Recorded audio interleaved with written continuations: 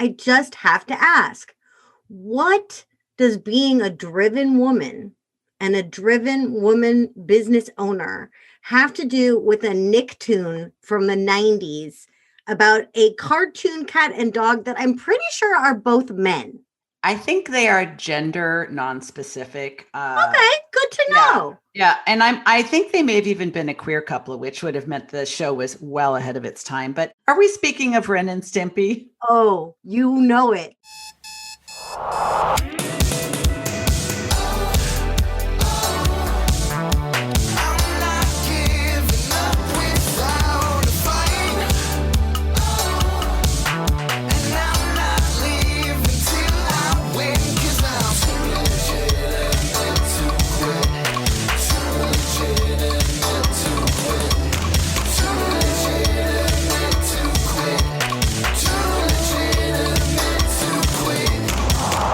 Welcome to Too Legitimate to Quit, instantly actionable small business strategies with a pop culture spin. I am your host, Annie P. Ruggles, and my guest today is the magnificent Diann Wingert. Diann Wingert is a mindset and productivity coach for female entrepreneurs who are falling short of their dreams and goals. During her 20-year career as a licensed psychotherapist, she saw many brilliant and ambitious women struggle with procrastination, perfectionism, people-pleasing, and doubt, which prevented them from reaching their full potential. After realizing that psychotherapy was not the answer, Diann trained and certified as a coach in order to shift the conversation from problems to possibilities. Her superpower is helping driven but distracted women eliminate everything that holds her back from achieving her goals and enjoying success without guilt or fear. Without further ado, let's do it. Diann, I just told them all about you and all of the magnificent things that you do. And although this podcast is goofy, I try to keep it from being fluffy. So let's just jump right on into it. This is a podcast for small businesses around the globe. What do you think that they most need to know today? The most important things for small business owners to know. Well, let's just get down to basics. The brain. I hate to break it to you folks, but the brain, your brain, is not your friend. As a matter of fact, your brain is thoroughly delighted with itself if it has achieved its prime directive, which is basically to keep your ass alive. If you are alive, your brain thinks it's getting an A+++. Doesn't care if you're happy, doesn't care if you're satisfied, seriously doesn't care if you're successful, being your best version of yourself, or any of that other self-help stuff. So because our brains have such terribly low standards, and we, on the other hand, have audacious goals, impossible dreams, and more creativity than you could possibly contain in a single human lifetime, we have to take that sucker on. Now, I used to be a shrink, as in psychotherapist, for over 2 decades, until I finally realized that far too many therapy clients become far too attached to their problems. And when I started pushing them towards solutions and moving on, many of them weren't willing to go there. So I reluctantly released myself from that role, embraced coaching. And what I do now is help entrepreneurs, females, and those who identify as female, whether they consider themselves entrepreneurs, freelancers, independent professionals, creatives, geniuses, whatever their title is, I help them go from driven but distracted to focused, fired up, and flame retardant. And the reason why this is necessary is because I have seen far too many bold, brilliant, and frankly, badass women sitting by while lesser humans pass them by and achieve the goals that they so rightly deserve. Why does this happen? Well, there's a couple of reasons. They listen to their brain and all the nonsense it spews, whispering sweet and not so sweet nothings into their ears, like, you're not enough, you're not ready, the market is saturated, and all of that. Or you're charging too much. Or you're charging it all. Right? Oh, it's my gift. I couldn't possibly get money for it. You better get money for it. So that's what I really enjoy doing. And I just think there's a whole lot more women out there that should be in the winner's circle, but they need a little help to get there. And I'm the girl for the job. So I love that. One of the things that first really drew me to your brand, we fell in love on Instagram. It's true. As many small business owners do. But I really was drawn to your use of the term flame retardant. So isn't that good? It's so good. It's so good. It's so clear. But what to you does it mean for a small business owner to become or to focus on becoming flame retardant? What does that mean? Okay. Well, first of all, I like alliteration, obviously. Yes. Driven but distracted, focused, fired up and flame retardant. I mean, people pay good money for that shit. Actually, yeah, they do. But it's memorable for one thing. But I have ADHD. I didn't even know it for sure until just a few years ago. But what I have learned in the meantime is that a very, very significant percentage of self-employed folks either have ADHD, whether they know it or not, or ADHD-like traits. And one of the ones they have in spades is more ideas than you can shake a stick at, but difficulty following through. Great at starting, shitty at finishing. So, hi, that's me. Hello, listeners. That's me, your host. Yes, and you're formerly guilty of such things, guest. But I eventually got really, honestly sick to shit of seeing other people doing the things that I thought of, but didn't follow through. So it was a matter of being a lot of ambition, a lot of energy, a lot of effort. I have a very strong work ethic, but I didn't stick with things. And what would end up happening is I'd get halfway there and then I'd move on to something else and not finish it. And that started to break me down, started to make me doubt myself, started to really slow my roll. And what I learned that I needed most of all was to develop the skills and the habits of resiliency so that if you fall down, you don't stay down. And what I now like to say, because, I like my alliterations, the three biggest problems I see for female small business owners: 1, procrastination; 2, perfectionism; 3, people pleasing. I call them the unholy trinity.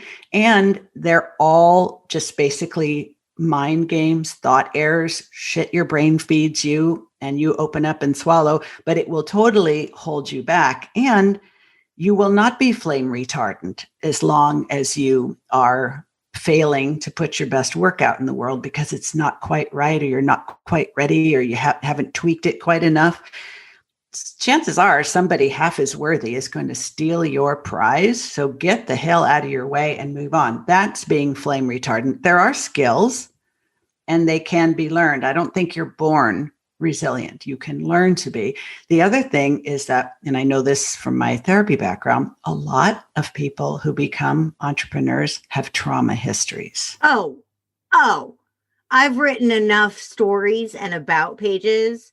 Like, I could catalog people by trauma, and I have my own, and I know you do too. Of course, like, absolutely. Oh my goodness, it's almost like the bat signal for small businesses is like, put the word trauma in the sky and watch 19 coaches show up. I love us coaches. I'm not mad about it, but completely. And you know what I think is so freaking interesting about what we're talking about today is that when we talk about these successes, when we talk about these wants and this drive, and you have ADD and I have OCD, and they're cousins that don't get along very well, but really understand each other. But, it's that idea of we want the flame and we think that we're doing everything to welcome the flame. But when we start to feel the heat from the flame, that's when we get really freaked out and go into, I have to say it again, I love it so much, the unholy trinity of procrastination, perfectionism, and people pleasing. Does anyone out there listening feel attacked by that?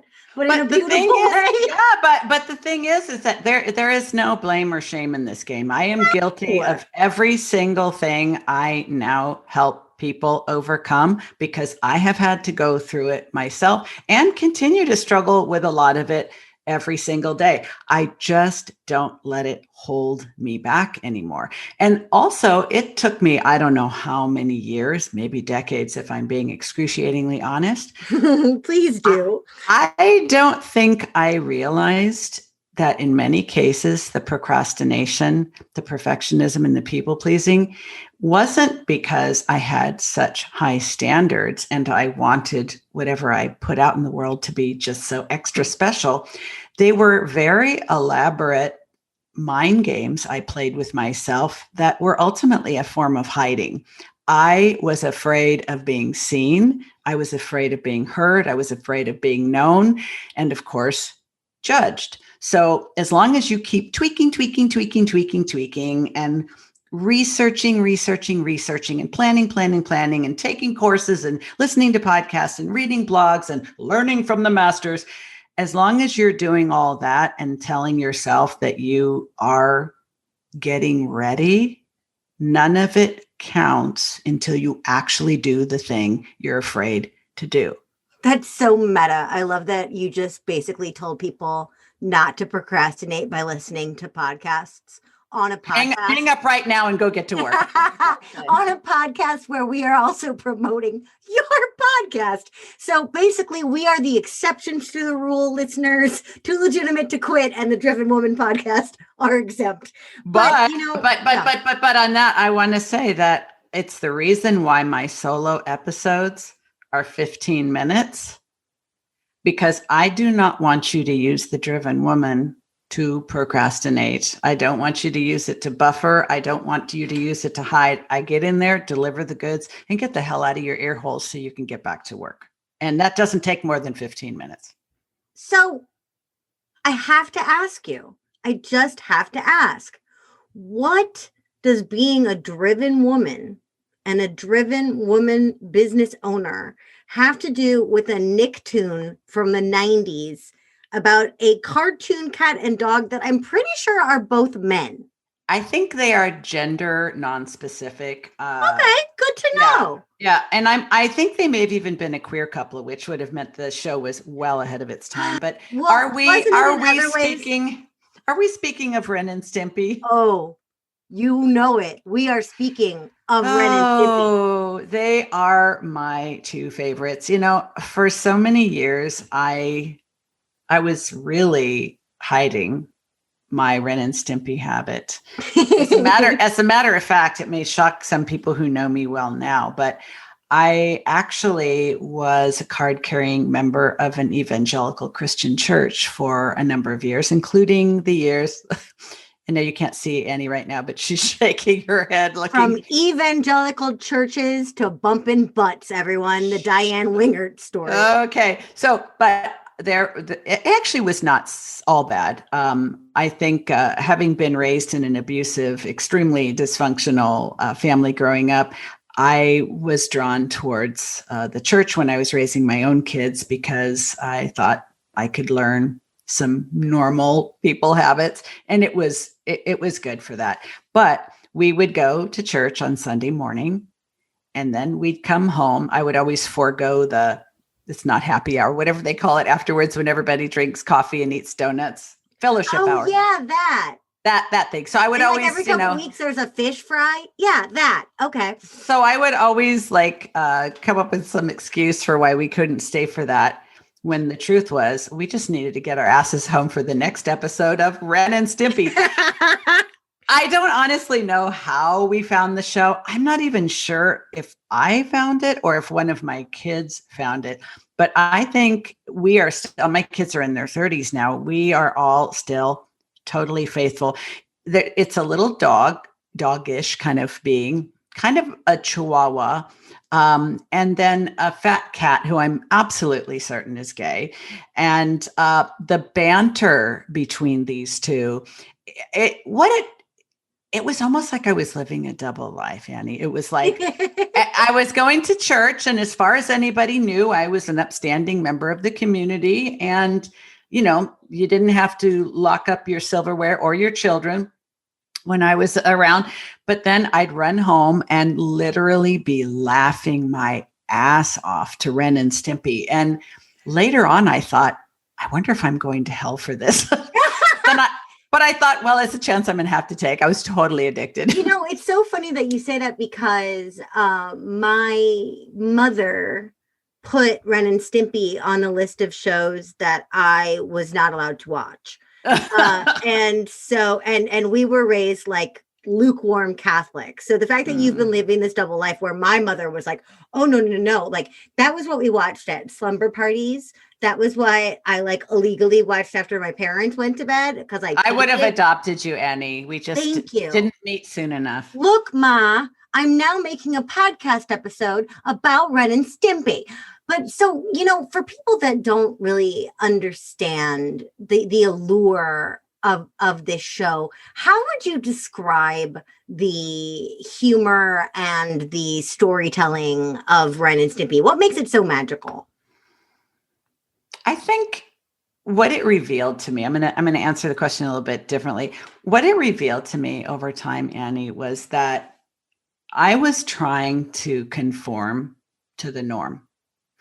I was a neurodiverse person who was passing for normal. I have a specific learning disability. I have ADHD. I'm also gifted. I have a very different kind of brain than the average person.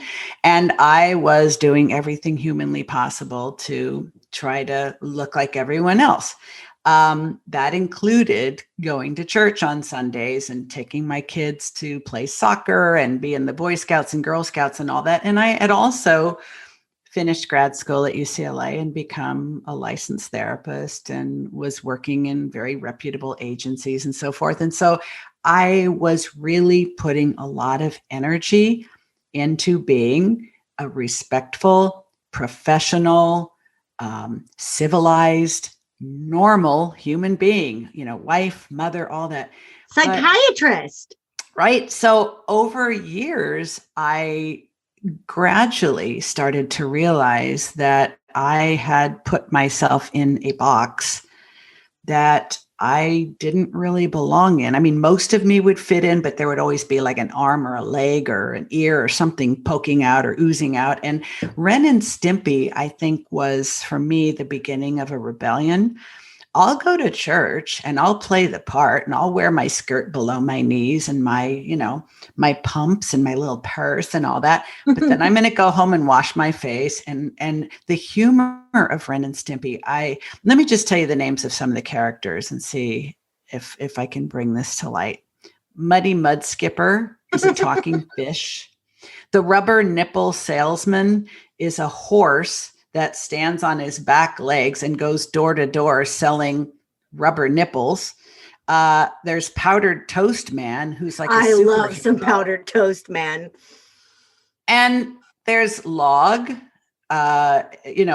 could sing the Log song. We could sing the Log song. Downstairs. Let's sing it what off rolls key downstairs. So they don't do it.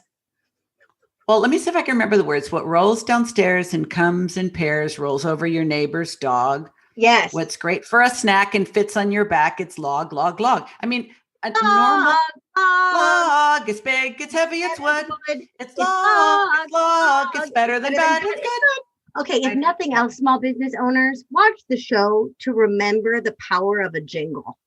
Right. And like just the creativity. I mean, these guys had to have been smoking copious amounts of weed, the writers. Mm-hmm.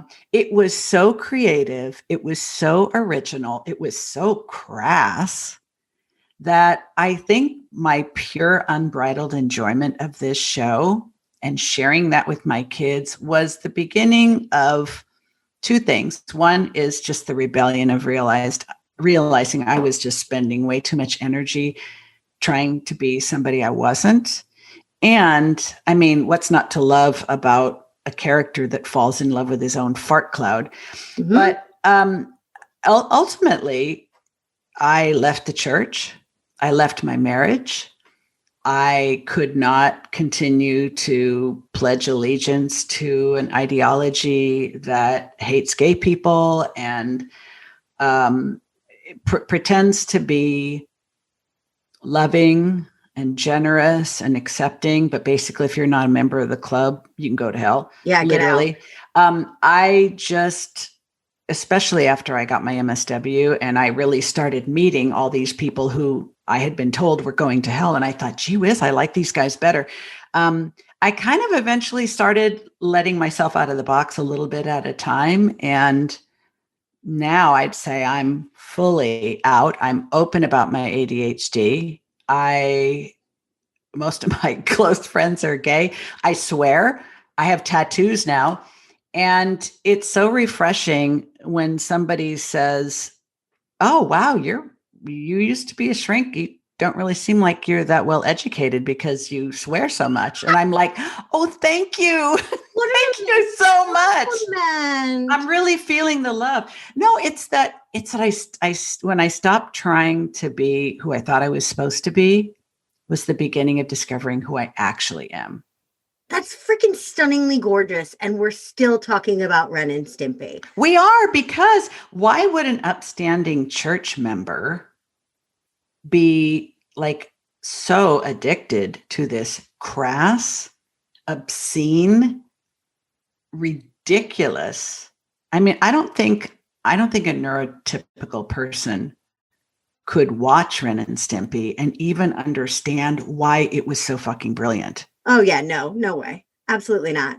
It's also the perfect encapsulation of that very strange part of the 90s that was like everything was a cartoon, but everything was Six Sad World from Daria. Like it was all just a little bit off. So what's the moral here, Diann? If I'm a small business owner and I'm going to go watch a bunch of Ren and Stimpy and I'm going to do my best to stop passing for normal and be myself, and the buzzwords of authenticity and transparency get thrown around all the time. What is the lesson, the moral of Ren and Stimpy for small businesses? I would say it comes down to branding, messaging, and marketing. I think that if we listen to the gurus, the bullshit marketers, they'll tell us this is how you sell online. This is how you position yourself.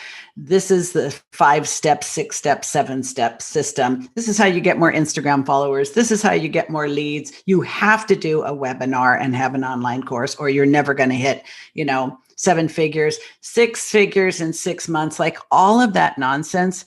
The reality is, to truly be successful in the online world as a small business, what you need to do instead of buying one more course or enrolling in one more mastermind is leaning all the way in to your uniqueness, your individuality, your quirkiness, your oddness, your weirdness, like all of the stuff that if you're anything like me, you busted your ass trying to hide from and cover up and felt tremendous shame if anyone should find out.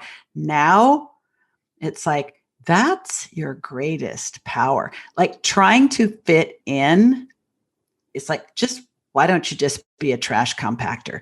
Stand out, be proud, and let your people find you. If you follow the gurus, you are going to be indistinguishable from every other person following those gurus, which means you won't be successful because you can't tell one from the other. That's really what I learned. Like, why do I think this is so funny? Why is it appealing to me in a way that a church sermon wasn't? Because it was original, it was unique, it was different, and it stood way apart from everything else. And it took me years to realize why that was so transformative. I wish we could talk about this all day. But I don't want people to procrastinate with my podcast. Like you don't want people to procrastinate. No, ma'am. With the Driven Woman podcast. So one final question for you today. As I mentioned before, you and I became super best friends in DMs on Instagram. Mm-hmm. Whom do you think would have the better following on Instagram, Ren or Stimpy? And so good. I think Stimpy would. Why? Because most people are obligers. Meaning, if I'm a big fan of Gretchen Rubin's book, The 4 Tendencies, it really, I break this formula down to help my clients understand better why they can get themselves to do some things that they're avoiding, but not others. And then we can leverage that so they get more done. But I think most people are obligers. And what that means is that most of us we'll do what other people expect of us, but we let ourselves down all the time. And that is Stimpy. Like Stimpy is, he's not just an obliger, he's a card-carrying codependent. And I think that makes him more lovable. And I think that makes him more relatable. And I think that makes him more adorable, and more people would absolutely follow him. I, on the other hand, identify more with Ren. He's kind of a pain in the ass. He's kind of a little narcissistic. He's sometimes mean to Stimpy.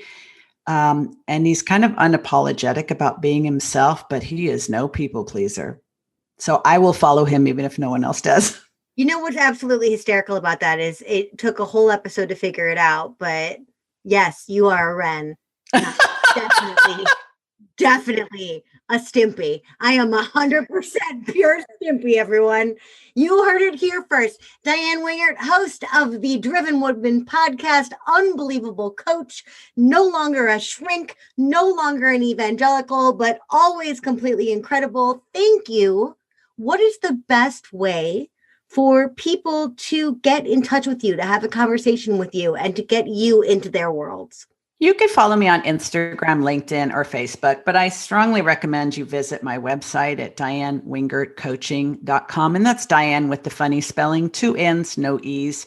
If you go there, you could get any one of my lovely freebies or take my quiz, and that will put you in my ecosystem, meaning you will hear from me every week, every time I launch a new podcast episode, every time I create a new blog post, every time I have a new offer. I will stay in your email box until you kick me out. I absolutely love that. Well, I can say it was my happiness and my joy to have you on the show today talking about Ren and Stimpy. Everybody, I'll be right back in just a second with my final thoughts and this week's actionable homework.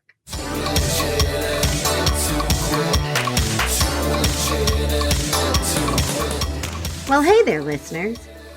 When I first sat down to gather my thoughts, I assumed this little segment would be about either passing for normal and or letting your freak flag fly. But instead, I just fixated on log. I'm sure my attorney will not appreciate my joke about intellectual property being moot if you sing off key. But the very fact I was able to sing log at all, and that Diann knows all the verses still, is a testament to its staying power. This earworm of 1990s grunge meets Care Bear nostalgia is no accident. It was a deliberate choice to repeat log segments, with only the slightest variation every few episodes. I can only assume the creative team wanted us to greet log like an old friend and lean in to see what the heck the gimmick would be this time, a wig perhaps, or a bridal set, and then for us to just go about our merry lives and mundane activities, humming log, log, log on a loop. What I learned from this is that for your freak flag to fly proudly and effectively, you must also fly it consistently. Your brilliance bears repeating and most likely demands it in order to lodge in minds and inspire something there. Your homework today is to brush off one of your greatest hits, a piece of content, a soapbox rant that roused your spirits and rallied people to you. Dust it off, breathe some new life into it, and send it back out into the world. Ignore the need to reinvent it as something shiny or new. It's classic you. It's tested. And much like log, it's better than bad. It's good. Too Legitimate to Quit is brought to you by the Non-Sleazy Sales Academy and me, your host, Annie P. Ruggles. If you struggle to sell because you don't know how to put a price on all that goodness in you and you don't like the way that your competitors do it, I have great news for you. You can find my free challenge, Making Selling Easy Without Getting Sleazy, anytime at www.anniepruggles.com/easy, not sleazy. Our show is edited and produced by Andrew Sims of Hypable. Our fabulous theme tune is by Riley Horbasio, who I found on Fiverr. Our gorgeous podcast art is by Francois Vigneault, who I found on Upwork. And our marketing team is led by the unbelievably life-saving Nick Bonatatabas. Don't forget to check today's show notes for more information about our fabulous guests, plus some continuing resources and some Etsy finds from other super fans of today's topic. All pop culture elements mentioned in this episode remain the sole intellectual property of their respective owners. I do not own them, so please don't sue me.